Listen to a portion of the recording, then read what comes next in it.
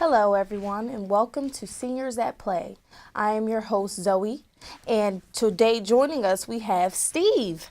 How are you, Steve? I'm fine today, thank you. That's good. That's lovely. So, it is to my understanding that you're retired Yes, from two jobs. You're retired as a science teacher in Princeton, right? that's right. And also a limousine driver. Yes, I was a limousine driver for 10 years. 10 years. I taught science for about 30 years. 30 years. Yes. That's a long time to teach. So, which job did you enjoy more? Well, I think I enjoyed teaching more. That's wonderful. We need teachers who actually enjoy, I- giving back to children and helping children, right? Yep. Okay. So what were your experiences like at the jobs? We can start with teaching. What was your experience like being a teacher? Well, every day it was something different. Mm-hmm. And I taught most of the time two of the same class. Okay. So I had sort of a second opportunity to improve, Right. which was always an interesting thing to me because I would always reflect on how I was teaching. Okay, that's awesome. And what grade level did you teach? Mostly 10th, 11th, occasionally 12th. Okay, so you're in the high school I was region. in the high school, yeah. Okay, so you feel as though you would like that more than middle school or elementary. They're a little more settled, right? I did enjoy high school. I taught for about 4 years in the middle school, Okay. and I did enjoy teaching high school much more than I enjoyed middle school. But, each teacher is different. It's Some different. teachers I spoke to enjoyed the middle school, but Okay. that was me. Right, understood. As long as you were doing Yeah. what you love to do. Yes. So what was your experience like being a limousine driver? Well, I was a part-time limousine driver, Okay. and that was fun too, at times. Mm-hmm. And you got to always, in every job, teaching or driving a limo, there's always the good parts and there's the not so good parts. Totally. And hopefully the more enjoyable parts were most of the day, and the less favorable parts were a minor part. Okay. You always got to take the good with the bad, right? The good with the bad. Understood. Like for the limousine driver, I had to get up at 3 o'clock in the morning. Really? And that wasn't the fun part of the day. Every Yeah. time you worked, you had to get up at 3 in the morning? Yes. And that was not always, because you had to go to bed early. And so Wasn't the most pleasurable. that wasn't the most pleasurable. I can't imagine But- waking up at that time. But talking to people, especially, people in the car. Was, Mm-hmm. And one time I even had some student. I had a, student who was in my class. Use the limousine service that you were working Yeah, for. they grew up and used my limousine service. So it Oh, was, that's so nice. yeah, Little it's fun. reunion. A little Crossing reunion. paths again. And what they told me they did while I was turning my back to write on the board. So That's nice. At least you Yeah. got, to view your student in another light, Uh, especially older, exactly. see where they're at now. and they got to see me. Yeah, that's awesome. Outside of, such a professional, and stern That's right. setting, Yep. So as exactly. far as your education, what did you Yes. go to school for? Is teaching what you wanted to do? Well, I think I did think of teaching at every time and at every point in my education. Okay. I used to, I went to Rutgers up in New Brunswick, and I passed the School of Education. And every time I passed that School of Education, I said to myself, there's something about that School of Education that's just Calling your name. calling my Huh. name. That's a great way to put it. And then I worked in industry for a little while. And then I had an opportunity to substitute teach. And then I said to myself, this is really what I want to do. And then I became a teacher. You became a teacher. Yeah. So it seems to have always been your passion. So was there anything else that you were passionate about growing up that may have, changed your direction as far as a career? Well, I don't know if the word teaching is right. I always like to explain things to people. Okay. And that's true of what I do now in my retirement. Okay. Some things I explain. And so that idea of explanation, of trying to explain things and teach people things is just part of me. Right. I like that. Someone who likes to, pass on the knowledge. Pass on the knowledge. I love it. Exactly. I love it. That's who I am. So when and how did you really decide that, okay, it's time for me to retire, it's time for me to settle down and do my own thing? That's an excellent question. When, after my 30 years of teaching, I had to balance out the difference between teaching and going to school and working as opposed to not working. Right. And that's a really hard decision. Most of my decision making was done on the canal, the R&D, R&D canal. Mm-hmm. In Princeton here, I would walk up and down that canal and try to figure out, do I really want to retire or don't I want to retire? Mm-hmm. And after, because I retired at a fairly early age, at 55. Okay. And so I said, yeah, it's time for me to retire. It's just, it's a little bit like, when do you stop your education? Do you stop? I went up to the master's level. Do I want to get my master's degree? Yeah, it wasn't that difficult. Do I now want to get a doctorate degree? Well, that's a whole lot more work and effort. I think I'm going to stop at the master's plus 30 because that's good for my career. And so it's the same thing with, when do you stop working? When should you retire? And you have to decide on, is it time or isn't it time? Very hard decision. Right. Because once you, there's no going back. Exactly. It's like a one-way street. Exactly. And once you make that decision, it's a life. Yeah. And I was by myself at that time. I had gotten a divorce. Okay. And so I was by myself. My kids had grown up. And so there was really nobody to talk this over with. And I had to sort of decide for myself. Right. But it was a good decision. It was. I would think so. It was a wonderful decision. And then I got a job almost within the week driving that limousine. Right. But I didn't want that full-time. I wanted it part-time. And that's exactly it. So I did it perfectly for myself. Okay. So you didn't want to just completely stop working and sit at home. You wanted to occupy your time, but exactly. just a little bit of your because time, and then use that the rest time, to relax. Yeah, because at that time I wasn't volunteering. Okay. And then when I retired all completely, then I started volunteering, and that's what takes up a lot of my time. A lot of your time. Yeah. So is retirement what you imagined it to be? Like when you sat and contemplated, okay, so I could either teach or I could, do everything that I wanted to do for the 30 years while I was teaching. Is it everything that you, imagine would be, or is it a little boring? No, I'm very happy. That's good. In my retirement. No, because I volunteer. Okay.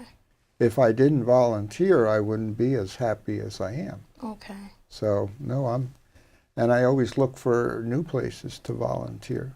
Right. Yeah. So since we're touching on, you volunteering, yes. What else do you do to, consume your spare time?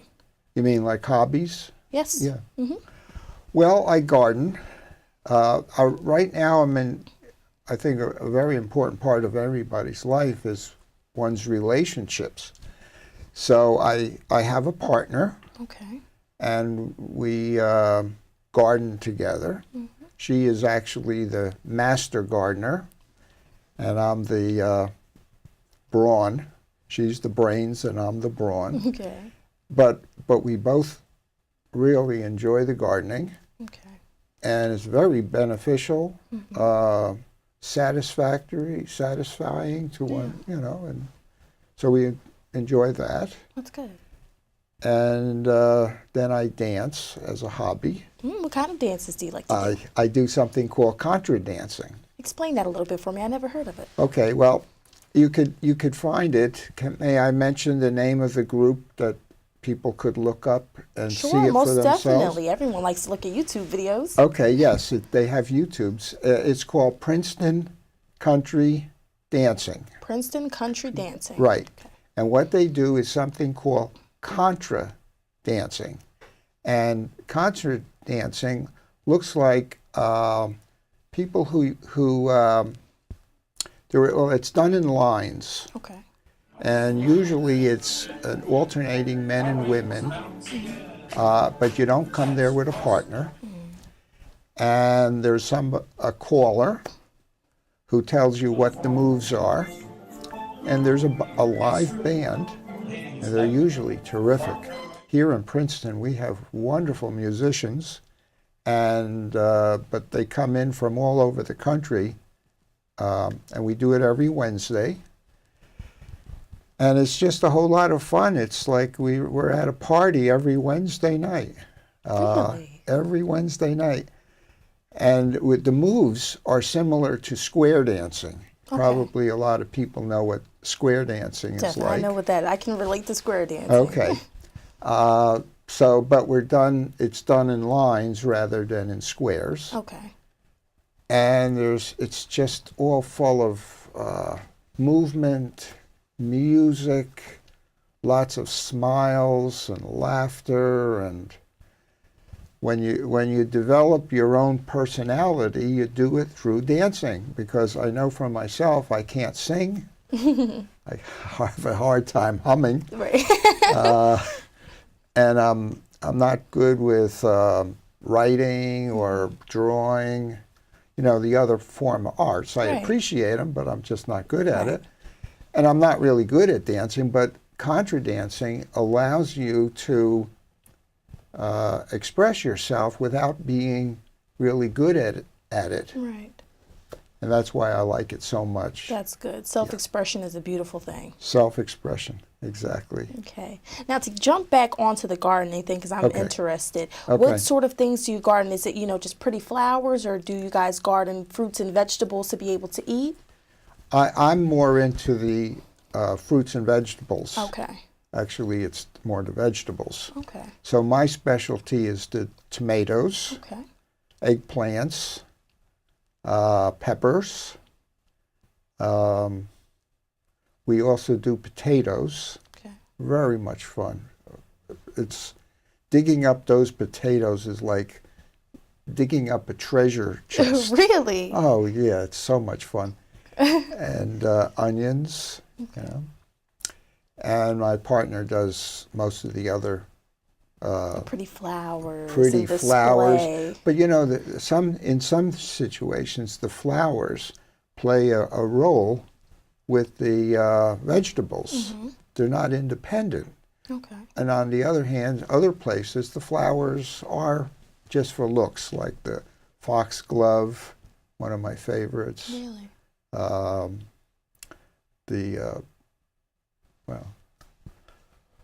I can't name them too much. But you know, if you I look do at know. it, I know that flower. I know that flower. That's a favorite. Right. I talk to the flowers. I understood. I Yeah. don't do too well with flowers myself.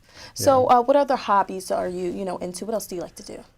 Well, if we could go into the volunteering, because Okay. part of my hobby is my volunteering. Okay, that seems So- like a major part, right? Yes.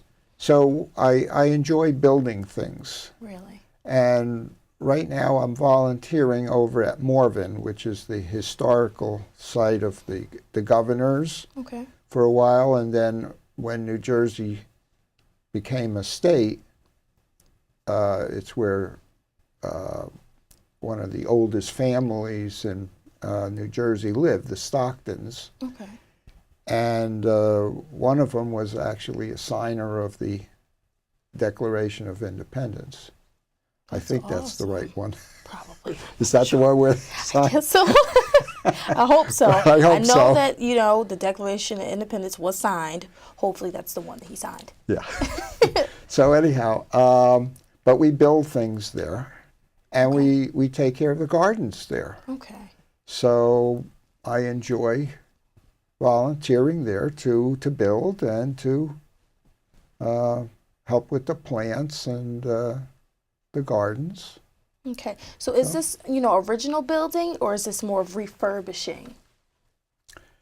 Well, in certain cases, when you say refurbishing, it's like maintenance. Mm-hmm. But original building, yes, we built a shed, and we built lots of different things for visitors. Okay.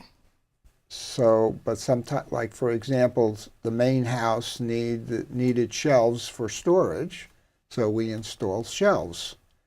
They needed storage space, so we built a shed. Okay.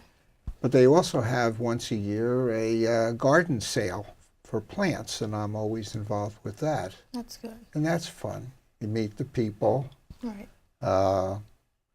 and sometimes there's education involved, and that's where I where love you to come do. in, right. I love to teach people Doing something. your natural thing. Absolutely. That's awesome. So I do that once a week on Thursdays. Okay. So Wednesday night is dancing. Mm-hmm. Thursday morning is Morven. Mm-hmm. And where does gardening play a part? Seems like a more Sunday peaceful sort of. Well, Morven has gardens. That was, there's the historical site, and then there's the gardens, and then, of course, some of the gardens are historical because they have the same plants that they had 200 years ago. So, but those plants always need some tender care. Of course. And that's partly what I do. Like for today, we cut the vines. There's some vines that are growing on the house, Mm-hmm. and they needed a little haircut. Right. So we cut the vines down. Okay. So each Thursday it's something different. Right. Yeah. So as far as your building, because I can't imagine I would love to volunteer, but I can't imagine just jumping right into building. Like, where does your background come from that? Where did you first get your experience with building? When I went to college, we always had the summer off. Okay. And I always tried to find a job in the building trade. And somehow it stuck with me. And my dad liked to build things around his house, and I was part of that. So after a while, I got married and we needed a house. Mm-hmm. And I said I was kind of young, 25 or so. And I said, I've always wanted to build a house, and I never knew how difficult it is to build a house. I can imagine. But as a 25-year-old, nothing's impossible. Nothing is impossible. So I built a house. Wow. But we did, at that time, we employed people to do certain jobs. Okay, of course. Plumbing and everything like that, right? Yeah. Yeah. But these days, I can do most of it myself. Wow. And so I built that house in South Brunswick, and then we wanted to do skiing. And I said to my wife at that time, what do you think if we have a snow house up here, ski house, up here in Vermont? She said, yeah, that would be great. So I built a house up there in Vermont. Wow. And then we got divorced, and then I got a partner, and she said, we're living in a pretty small place here. And I said, I watched this old house on TV, and I said, it's terribly hard for me to watch this old house and not have a house. Right. So I said to her, let's see if we can build a house. So we built a house in Plainsboro, and we're happily living in there for the last 7 years. That's awesome. Yeah. And I know it just makes you feel like, I can't even explain the feeling that you get from knowing that the place where you lay your head is something that you put your hard work, blood, sweat, and tears into. Absolutely. It has to be a very fulfilling thing. And the process of building is wonderful, because one day you don't have a facility, like rain, you get wet by sleeping on the site, and the next day there's a roof there and you're no longer getting wet. Right. And then at one point you get a running toilet, which you never had before. Right. And then It's like you the know, process, like it just gets better as it you just progress. gets better and better, and Yeah. after a while you don't get mosquito bites. And Right. All the annoying things that comes with having a half-built house, right? Yeah, exactly. Of course. And it becomes a wonderful thing to have. That is so awesome. I'm definitely going to get in contact with you when I'm ready to, help me out so Well, I can think, build my own. I think you should find a boyfriend when you Maybe I should. when you interview a boyfriend, you ask him, does he know how to build a house? You know what? I'm going to keep that mental note, definitely, because if you can't build a house for me, I don't want you. Yeah. So about your children, you mentioned that Yes. you have children who are Yes. adults now. Exactly. Boys, girls. I have 2 boys and a girl, and they're all married now, That's nice. and they all have children now because about 3 or 4 days ago, my daughter had her first child. Congratulations Thank on you. being a new grandfather. Thank you. And they live all over the place. One lives now in Ireland, which we just visited, and one lives down in Florida. Wow. And my daughter lives out in Los Angeles. That's a beautiful thing. You It have is a homes beautiful- all over. All over. That's so so I get to nice. visit. So how many these people. grandchildren do you have total? A total now 5. 5 grandchildren. Right. 5 Boys, grandchildren. girls. Well, let's see. 4 boys and 1 girl. We got to get some more girls in the mix. Well, don't. I think they've had enough children for a while. Okay. Because they're getting too old to have children, in my opinion. Right. So they're probably just like, it is what it is. Yeah. Well, at least you got your granddaughter. At least you Yes. got, that one golden girl, right? She's definitely going to be spoiled, I'm sure. And she's the youngest, right? No, No? she's not the youngest. She's not? No, I think she's the second oldest. She's the second oldest. Yeah. Wow. So, what are the ages of your grandchildren? Well, now it keeps changing every year. Of course. Just so you understand why I can't keep up with all can't this keep up, stuff. right? I understand. I think the oldest is 14 now. Okay, so you have a teenage grandchild. Yes, and the youngest is just a couple of days old. A couple days? Oh, okay. Yeah. So it ranges. It ranges. Okay. Right. Well, that's beautiful. Family's a beautiful thing. Children, it's a beautiful grandchildren, thing. Yeah. especially the fact that you get to, visit them all over. Yeah. How did you like Ireland? That's very interesting. I'm sure it's beautiful out there. Oh, yeah. Yeah, we enjoyed Ireland, just for the culture and for the experience and to be with my family. Right. And that's what most of the time it was spent with my family. Okay. But we got to see some castles. Oh, beautiful. And some, sights. That's nice. So it was fun. Yeah. And what I found, they deal with euros there, and it's hard to convert money Yeah. from our dollars to their euros. So you can go to A bank, right? They handle no, it. they don't seem to have too many banks around. What they have are these ATM machines. But it's always fun to meet a challenge. So that was our challenge, to figure out how to get money out there, so how you can, to deal with money. buy things, Yeah, right? It's always it's always a challenge. So is it more expensive or cheaper in Ireland for us, for the That's American an dollar? interesting question. I think it's a little bit more expensive Okay. there, because here we have more choices. We could go to the higher end or to the lower end, but they don't have that much choices, at least where I was. Okay. It was I know what you mean. So like the Walmart Great Value brand versus the actual catalog or something like that. So it's like they Right. just had the straight, Right. this is how much it costs and this is how much you're going to pay. That's right. Okay. And we have more choices here. Right. More options, prices and sizes You and can everything. go to the Walmarts, or you can Shop right. shop right, Okay. or you can go to the more expensive places. Okay. Which is nice to have choices. Right, of course. It's always nice to have choices. To have options. Yeah, right. I totally understand. Right. Well, it was so nice talking to you. So nice getting to know you, about your family and hobbies. Is there anything else that you want to let the audience know? Yes, because you didn't ask me yet about my volunteering for AARP. Volunteer for AARP. What's that I like? have two different programs I'm involved with them. One is safe driving, Okay. where I teach a class for 6 hours and about safe driving, and they can then get a deduction in their insurance, car insurance, Right. and also,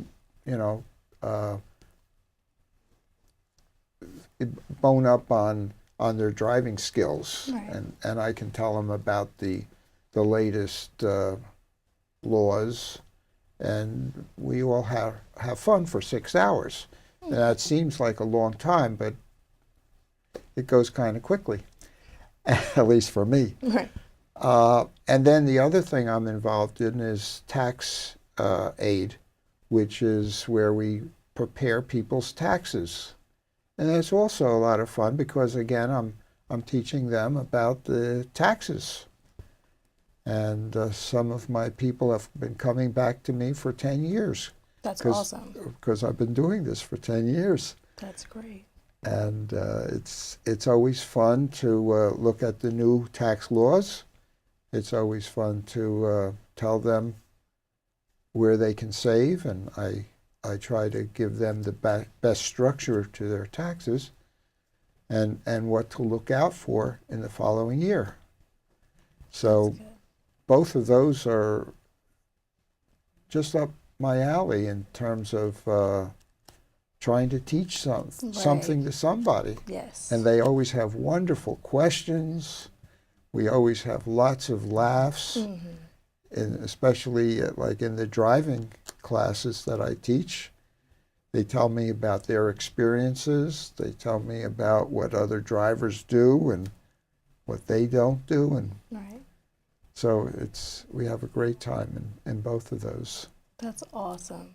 Well, Yeah. it seems like you definitely earned your stripes in teaching and in, instilling your knowledge in the next person. So I feel like, good things definitely come around to good people. Yeah. And it was very nice having you with us this evening. Well, thank you very much. All right.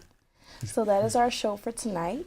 Again, I am your host, Zoe, and join us next time for Seniors at Play.